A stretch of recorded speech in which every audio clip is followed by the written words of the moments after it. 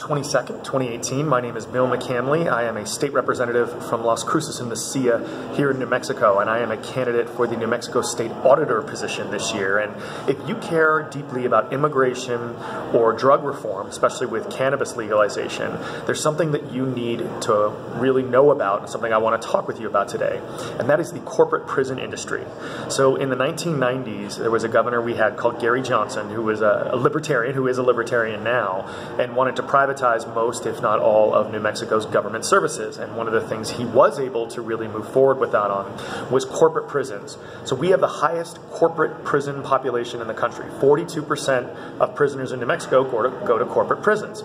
Only Montana has 40%, which is even close, and all the other states are way lower than we are. But there's some problems with this.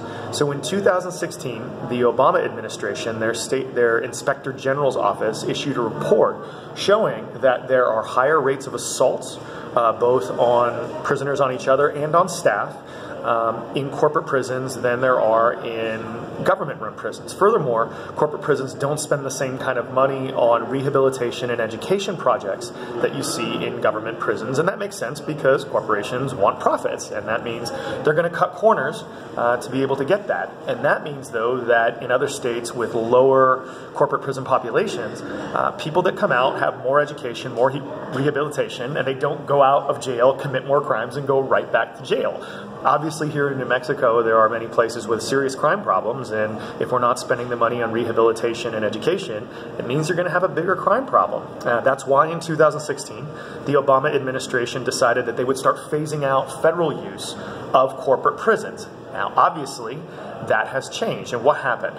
Well, the two top prison companies in the country gave over $750,000 to Donald Trump and his political organizations between the election that happened in 2016 and slightly afterwards. Furthermore, a lot of these corporate prison companies really push for folks, generally Republicans, that support giving them contracts. Like Marco Rubio has been a huge receiver of corporate prison contributions when he was both Speaker of the House of Florida and as a U.S. Senator.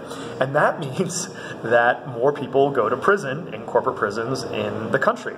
And specifically, when Trump got elected, corporate prisons saw their stocks double in the 4 months after he was elected between 2016 and 2017.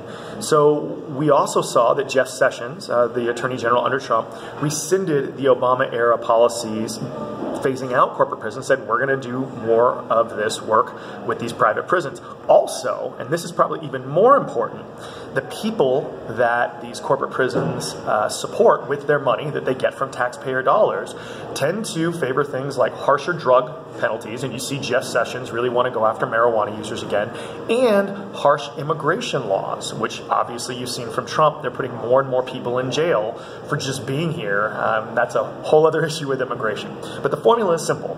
If you get more government contracts, if you're a corporate prison, you make higher profit margins. You can then use that taxpayer money that you're making profits off of to give to politicians that support putting more immigrants in jail and more marijuana users in jail. This has huge benefits for them and huge benefits for the people that they support.